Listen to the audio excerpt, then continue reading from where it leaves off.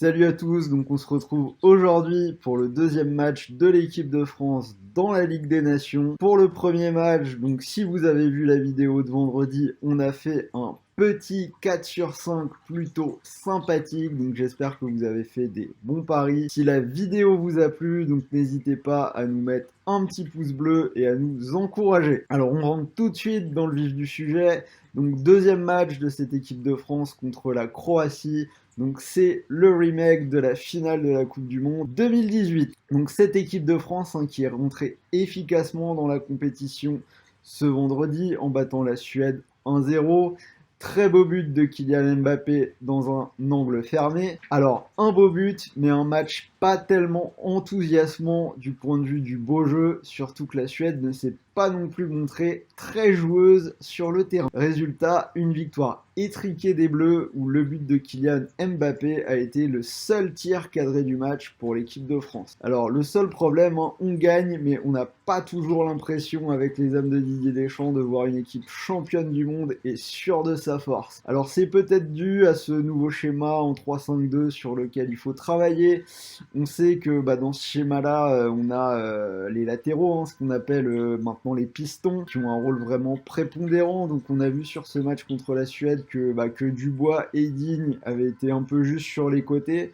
Donc peut-être qu'il faudra attendre un petit peu de revoir l'équipe de France dans ce schéma avec Pavard et Lucas Hernandez. Alors après, il n'y a pas que des inconvénients. Au niveau des avantages, on a quand même vu une équipe solide défensivement qui a été assez peu déséquilibrée et surtout un N'Golo Kanté bien en jambes qui s'est bien entendu avec Rabiot dans l'entrejeu. En face de cette équipe de France, donc on va avoir la Croatie qui s'est montrée très faible pour son entrée dans la compétition.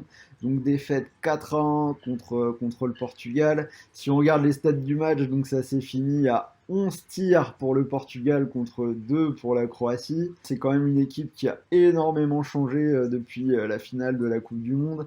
C'est une équipe en reconstruction où sur ces matchs-là, il n'y a ni Modric ni Rakitic. Alors là, elle perd énormément de son potentiel. Cela dit, pour ce match contre l'équipe de France, il devrait quand même y avoir quelques rentrées. Et par rapport au match contre le Portugal, on devrait voir Brozovic de l'Inter et Perisic du Bayern qui vont sans doute entrer sur le terrain. Alors niveau prono, donc les Bleus sont invaincus en France depuis mars 2018.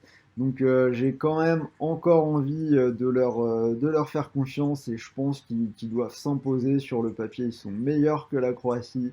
Donc victoire des Bleus et c'est une cote à 1,50. Je pense quand même que la Croatie, c'est une équipe qui est bien plus joueuse que la Suède, qui ont quand même un ADN de foot porté vers l'avant. Ils ont marqué dans leurs 14 derniers matchs, donc je vois quand même un match où les Croates vont faire un peu de jeu et peut-être marquer un but. Donc je vais partir sur les deux équipes marquent et c'est une cote à 1,85. Troisième pari, donc je vais partir sur la France gagne par exactement un but d'écart. Donc on a vu que les hommes, quand c'est Didier Deschamps aux manettes, on a souvent une équipe efficace, mais une équipe parfois un peu feignante, ou en tout cas qui privilégie l'assise défensive à l'attaque tous azimuts.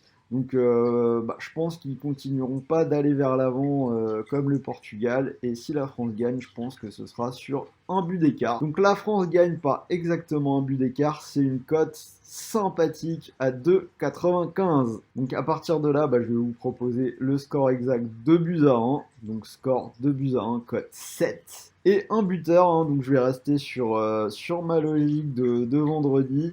Il n'a pas marqué, donc je vais repartir sur Giroud, souvent efficace. Code 2,45, surtout qu'on n'est pas sûr de voir Mbappé jouer. À un moment, il avait un peu mal à la cheville, donc je pense que Didier Deschamps prendra pas spécialement de risque avec lui, surtout qu'il y a peut-être des petits arrangements avec le PSG qui va jouer contre Lens dès ce mercredi ou ce jeudi, je ne sais plus. Mais en tout cas, un match pour le PSG qui va arriver très vite. Donc voilà, donc je rappelle mes paris, victoire de la France à 1,50, les deux équipes marquent à 1,85, la France gagne par exactement un but d'écart à 2,95, 2-1 à 7 et le but d'Olivier Giroud à 2,45. Donc si l'un de ces paris vous plaît, vous pouvez profiter du bonus d'inscription sur Paris 11 Sport en ligne, un bonus de 150 € remboursé en pari gratuit. Donc par exemple, si vous misez vos 150 € sur une victoire de la France par exactement un but d'écart à 2,95, vous pourriez remporter 442 €. Et si le pari est perdant, vous êtes remboursé et vous pouvez continuer à jouer. Donc voilà, c'était Sylvain, on se revoit très rapidement et je vous dis à demain pour ceux qui suivent mes lives, on reprend cette semaine. Allez, je vous dis à très vite, ciao l'équipe et bon pari.